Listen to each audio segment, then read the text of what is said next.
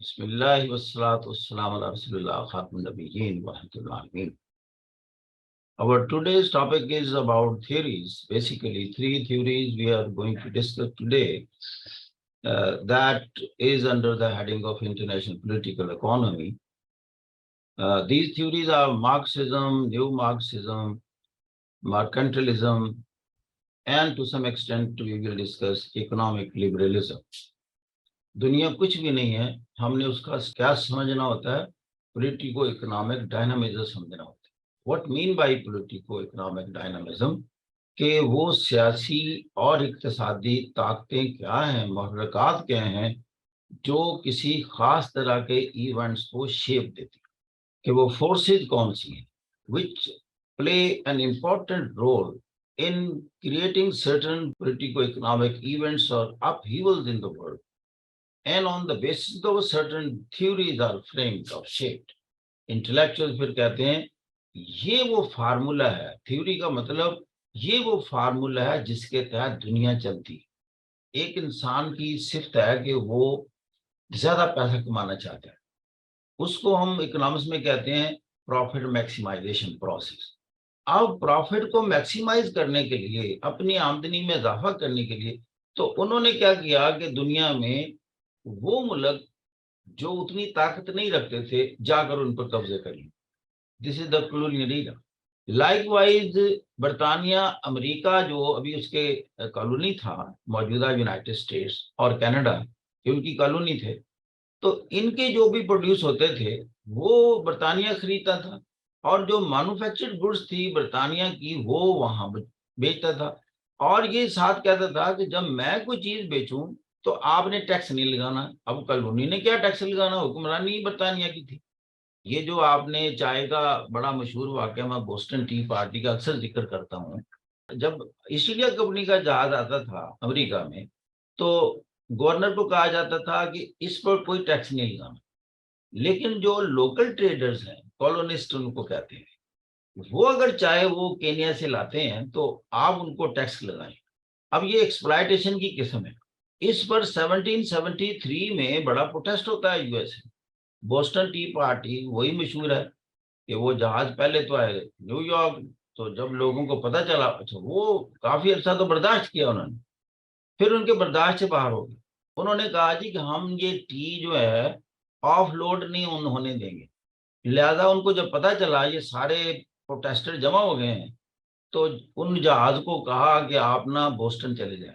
जब इनको पता चला बोस्टन जा रहे हैं जहाज, तो सारे ये कॉलोनिस्ट ट्रेडर ने एक ऐलान कर दिया कि let us go to Boston now. तो सारे ट्रेडर बोस्टन चले गए. उसको फिर नाम दिया टी पार्टी.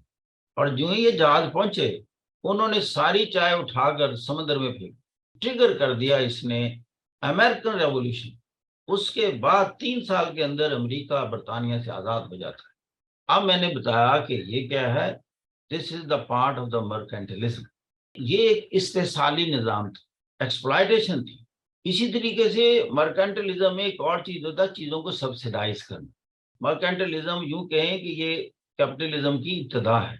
उसमें क्या करती हैं हुकूमतें, अपनी चीज को ना सब्सिडाइज कर देती, यानी जो पैदा करने वाले इदारे हैं उसको कुछ पैसे दे देते हैं ताकि आपका प्रोडक्ट जो है ना सस्ता पैदा हो. क्यों? वो जब इंटरनेशनल मार्केट में जाएगा, अब दूसरी अकवाम से compete करेगा तो हमारा बिकेगा, हमारा सस्ता होगा. ये एक इंटरनेशनल लेवल पर जस्ट इकोनॉमिक सिस्टम नहीं से काउंट किया जाता. लिहाजा इस पर तनकीद होती है कि सब्सिडीज बंद करो. अमीर मुल्कों को गरीब मुल्कों ने खास तौर पर कहा कि तुम सब्सिडाइज करके अपने प्रोडक्ट को आर्टिफिशियली सस्ता बना रहे हो. फिर ये भी हुआ कि कई गरीब मुल्कों ने भी सब्सिडी देनी शुरू की, इसलिए कि जब दुनिया कर रही है तो how to make our product competitive in the international market, ये सब्सिडी का कॉन्सेप्ट है. तो ये दो तरीके मैंने अभी आपसे डिस्कस किए. एक तो पहला जो बोस्टन टी पार्टी वाला मैंने बात की, और दूसरा सब्सिडी का process. This was the part of mercantilism and then capitalism दुनिया में. अब ये चीजें मार्क्स ने ऑब्जर्व की. उसने कहा इसका रिजल्ट क्या निकला कि जो प्रोड्यूसर्स हैं दुनिया के बड़े, वो तो अमीर हो गए, वो बोझबाजी کلاس میں چلے گئے، اور جو ورکنگ کلاس ہے ان فیکٹریوں میں ان کے لیے کام کرتی، تو وہ جو تھی وہ پور رہ گئی. تو لہذا یہ تو کوئی نظام نہ ہو، یہ اکنامک سسٹم اس نے کہا درست نہیں ہے. اس چیز نے دنیا کو اپیل کیا، یہ ورکنگ کلاس کو بڑا اپیل کیا. تو لہذا لینن جب رشیا میں آیا تو اس نے مارکس کی فلسفی کو اٹھایا، اور اس نے جب یہ باتیں کی تو وہ تو بڑا مقبول ہوا کہ یہ تو غریبوں کے حق میں بولتا ہے کہ میں ان کو مالک بناتا ہوں. لہذا لینن کامیاب ہو گیا اور وہ رشیا کا ایڈمنسٹریٹر بن جاتا ہے. اور وہ پہلے کام کیا کرتا ہے، ساری انڈسٹریز کو نیشنلائز کر لیتا ہے، یہ گورنمنٹ کی ملکیت میں آ گئی.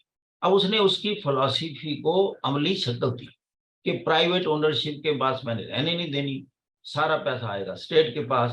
اسٹیٹ پھر عوام کا جو پرولٹیریٹ کلاس ہے اس کو لک آفٹر کرے گی، اس کو ہی تعلیم دے گی، اس کو ہیلتھ سروس دے گی، اس کو مکان بھی بنا کے دے گی. تو اس طریقے سے اس نے کیا. لیکن جب وہ شروع ہوا تو جو کیپٹلسٹ کلاس تھی یا بورژوائزی کلاس تھی، جو رچ کلاس تھے، تو دے ور اگینسٹ لینن. یہ پھر وہ آپریشن اس نے کیری آؤٹ کیا، سپریس کیا ان کو، اور اس نے ان کو جان سے مار ڈالا، کرش کر کے رکھ دیا. اور اس کے بعد کیا ہوگا، وہاں اپوزیشن ختم ہو گئی اور وہاں ایک ہی پارٹی ہو گئی، communist party. Same thing was replicated in China. State کے پاس ہے سب کچھ اور اپوزیشن کا وجود نہیں. اب یہ تو ہو گیا مارکسزم. اس کے بعد کیا ہوتا ہے، یہ جو پارٹی بنی اوپر بیوروکریٹس کی، ان کو ہم بیوروکریٹس کہتے ہیں، جنہوں نے سارا نظام حکومت اپنے پاس رکھ لی. اب یہ دو ڈیفیشنسیز ان میں پیدا ہوئی. اب ان پر کریٹیسزم سن لیں.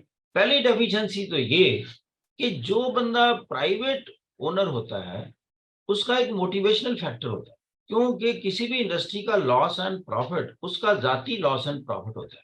لیکن جو اسٹیٹ رن آرگنائزیشن ہوتی ہے یا انڈسٹری ہوتی ہے، اس کا لاس اینڈ پروفٹ کسی کا ذاتی نہیں ہوتا. وہ تو کمیونسٹ پارٹی کا ہے، وہ جو لیڈر ہے اس کے ان کا ہے. موٹیویشنل فورس کی کمی آ گئی، وہ اتنے پروڈکٹیو نہیں رہے ویزا وی جتنا کیپٹلسٹ سسٹم میں ان کی انڈسٹریل سیٹ اپ پروڈکٹیو ہوتے تھے. ایک بات. نمبر دو، اب وہ جو رولنگ کلاس ہے اس کے ذہن میں یہ چیز پکی ہو گئی، ہماری تو اپوزیشن ہی کوئی نہیں. تو جب آپ کی اپوزیشن نہ ہو تو آپ کو تو ڈر ہی کوئی نہیں ہے. تو لہذا ان میں وہ خرابیاں پیدا ہو گئی کہ عوام کی ہیلپ کرنے کی بجائے they started taking care of them سیلفز. جو بولتا تھا کہتا ہے تم لوگ نا بورژوازی قبیلے سے ہو، تم نا رچ کلاس کو سپورٹ کرتے ہو، اس کو پکڑ کر جیل میں دے دو. تو لہذا وہاں freedom of thought and expression ختم ہو گئی. جس سے رزلٹ کیا نکلا وقت کے ساتھ، لینن کے بعد تو یہ سسٹم اسٹالن نے پکڑا اور اس نے سوویت رشیا کو ایک بڑی پاور میں کنورٹ کیا، نو ڈاؤٹ. پھر اتفاق سے سیکنڈ ورلڈ وار میں اسٹالن جیت گیا. اب اس نے کہا کہ میں اپنے اس کو نہ پھیلاؤں گا دنیا میں، کمیونزم. اسی طرح ماؤ جیت گیا 49 میں چائنا میں، تو اس نے کہا میں بھی کمیونزم کو پھیلاؤں گا. لیکن وہ اتنا طاقتور نہیں تھا، وہ تو پولیٹیکلی ایکٹیو نہیں تھا زیادہ. لیکن اسٹالن جو تھا نا یہ ایکٹیو تھا. اس کے بعد خروچیف آیا، وہ بھی بڑا ایکٹیو تھا. یہ پھر امریکہ جو تھا اس کے برعکس اکنامک لبرلزم کا قائل تھا. اکنامک لبرلزم جو ہے یہ کیپٹلزم کے ساتھ ملتی جلتی چیز. کیپٹلزم میں کیا پرائیویٹ اونرشپ کا کانسیپٹ ہے. اکنامک لبرلزم کا مطلب ہے کہ آپ پرائیویٹ اونرشپ کے، آپ کوئی بھی کاروبار کر سکتے ہیں تو آپ اس کے مالک ہیں. آپ بڑی انڈسٹری لگانا چاہیں تو آپ بڑی انڈسٹری لگا سکتے ہیں، حکومت اس میں انٹرفیئر نہیں کرے گی. دوسرا اس میں ایک ایلیمنٹ ہوتا ہے اکنامک لبرلزم میں، انڈیویجول فریڈم. اب یہ دو چیزیں اس میں آئی ویسٹ میں، ایک تو شخصی آزادی بات کرنے کی اور دوسرا پرائیویٹ اونرشپ. جو مارکسزم تھیوری تھی اس میں اس کے اپوزٹ ساری باتیں دونوں، کہ پرائیویٹ اونرشپ ختم ہو گئی پریکٹیکلی اور آپ کی جو آزادی ہے پولیٹیکل، جو فریڈم آف تھاٹ ایکسپریشن، اس پر پابندی لگ گئی. اب وقت کے ساتھ کیا ہوا، یہ چیز چلی 1990 تک. 1990 میں جب سوویت یونین کا ڈاؤن فال ہوتا ہے اور وہ ٹوٹ جاتا ہے، دنیا میں ایک چیز ثابت ہوئی کہ یہ جو کمیونزم ہے یہ ایک اچھا سسٹم نہیں ہے. کیوں؟ اس کی مثال ہوئی، تجربہ ہوا یورپ میں. یورپ ہو گیا ڈیوائڈ. جو سوویت انفلوئنس میں کنٹریز تھے ان کو ہم کہتے ہیں Warsaw packet countries. Warsaw is the capital of Poland. تو اس میں Poland, Hungary, چیکوسلواکیا، Romania, Bulgaria, Albania اور ایسٹ جرمنی. یعنی 45 سے آنورڈ 90 تک 45 سال ایک سسٹم کے تحت یہ رہے، سارے کے سارے کمیونسٹ سسٹم کے تحت. رزلٹ کیا نکلا؟ یہ اکنامیکلی کمپیریٹیولی نیچے چلے گئے، اور اس کے برعکس جو ویسٹرن یورپ کے کنٹریز تھے جو اکنامک لبرلزم اور کیپٹلزم کے اندر پروان چڑھے اور فریڈم تھاٹ اینڈ ایکسپریشن، وہ اکنامیکلی بہت آگے چلے گئے. ایسٹ جرمنی اور ویسٹ جرمنی ایک مثال کے طور پر ہم پیش کرتے ہیں، اور ان کی اکانومی کا، جی ڈی پی کا زمین آسمان کا فرق پیدا ہو گیا.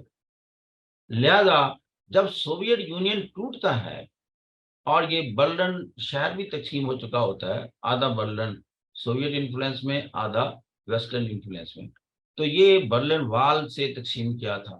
تو جب وہ دیوار ٹوٹتی ہے تو 1991 میں آپ دیکھتے ہیں the people from the eastern side they rushed into the western part. وہ ایک چیز کا ثبوت تھا کہ communism failed, Marxism failed practical. پھر کیا ہوگا؟ پھر ڈفرینٹ اسکول آف تھاٹ کے لوگ پیدا ہوتے ہیں. جیسے میں نے کہا نا، ایونٹ سے تھیوری جنم لیتی. انہوں نے کہا کہ مارکسزم میں کوئی امینڈمنٹ کرو. وہ جو فلاسفر آئے انہوں نے نیو مارکسزم کا نام دیا. نیو مارکسزم میں کیا؟ انہوں نے اسٹیٹ کا جو کنٹرول ہے انڈسٹری پر اس کو تو کہا انٹیکٹ، ایسے ہی رہنا چاہیے، لیکن انہوں نے امینڈمنٹ کی کہ freedom of thought and expression کو انہوں نے کہا دس از اے گڈ تھنگ. یہ ہم کیپٹلزم سے لے لیتے اور کہا تھینکس ٹو کیپٹلزم نے ہمیں freedom of thought and expression کا ایلیمنٹ دیا. اور تھوڑا اس میں یہ بھی کیا کہ لمیٹڈ اسکیل پر کچھ چیزیں پرائیویٹ اونرشپ میں دی جا سکتی ہیں، بٹ آن دا ہول زیادہ سے زیادہ کنٹرول اسٹیٹ کا ہو. تو موجودہ دور میں نیو مارکسزم جو ہے عملی طور پر کافی کامیاب ہے. چائنا نے اس ماڈل کو اختیار کیا. چائنا نے دیکھو ایسٹرن کوسٹ میں ایک ایریا مختص کیا کہ یہاں ہم کیپٹلزم کو ایکسپیرینس کرتے ہیں. یہ کتنی بڑی چینج ہے. تو وہ تو پرائیویٹ اونرشپ کا قائل ہی نہیں تھا، لیکن 78 میں ڈینگ زیاپنگ نے کہا کہ دس از گڈ فار اس، اور اس کی وجہ سے چائنا کہاں سے کہاں چلا گیا. اور پھر یہی چیز پھر رشیا میں آئی. رشیا میں مارکسسٹ سسٹم ہے، لیکن اس کے ساتھ انہوں نے ایک ایلیمنٹ کیپٹلزم کا بھی ڈال دیا، اور پرائیویٹ اونرشپ میں اور ملٹی نیشنل کمپنیز کو رشیا نے بھی انوائٹ کیا کہ آپ یہاں آ کر کام کریں، you can make the profit, you can take the profit. Communism تو بڑی کلوزڈ اکانومی